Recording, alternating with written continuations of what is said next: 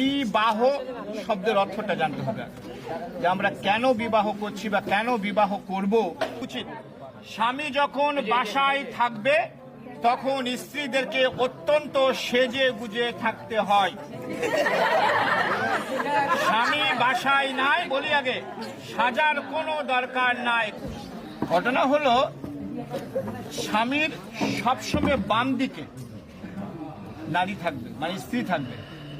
এখনো কিন্তু এত কিছু হয়ে গেছে তাও কিন্তু বাম দিকে আসেনি, তোমার কিন্তু ডান দিকে আছে। তবে ভয়ের কিছু না, তখন সে তোমার বাম দিকে যাবে। এখন এটা খুব ভালো করে শুনবে, আর যারা বিয়ে করছে তারাও শুনবে। বিবাহ, তোমরা জ্ঞানী গুণী দুজনের মাস্টার্স, তোমাদের বোঝানো কেন বিবাহ শব্দের অর্থটা জানতে হবে যে আমরা কেন বিবাহ করছি বা কেন বিবাহ করব, বা আরো যারা সবাই বিয়ে করছে কেন করছে, তাদের উদ্দেশ্যটা কি।